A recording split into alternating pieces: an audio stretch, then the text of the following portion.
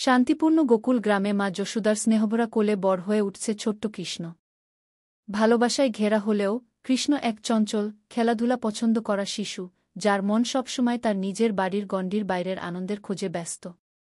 শুধু নিজের ঘরের মাখনে কৃষ্ণ সন্তুষ্ট নয়। গোকুলের যেসব বাড়িতে মাখন থাকে সেগুলোই হয়ে ওঠে তার খেলার মাঠ। প্রতিদিন নতুন দুষ্টুমির ছক কষে সে। কৃষ্ণ, তার দাদা বলরাম ও অন্যান্য গোপবালক মিলে দল গঠন করে। তারা ঘুরে বেড়ায় বাড়ি থেকে বাড়ি। কোথাও মাখন ঝোলানো হাড়িতে, কোথাও বা তালাবদ্ধ সিন্দুকে, সব খুঁজে বেড়ায়। কৃষ্ণ বুদ্ধি ও নিষ্পাপ হাসির ছলে মাখন চুরি করে। সে গোপিনীদের মনোযোগ সরিয়ে দেয়, বন্ধুর কাঁধে চড়ে উঁচুতে ওঠে, আর মাখন খেয়ে মজা করে।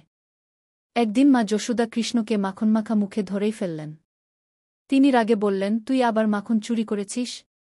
কৃষ্ণ তার চিরচেনা মিষ্টি হাসি দিয়ে উত্তর দিল, মা, আমি কিছু করিনি।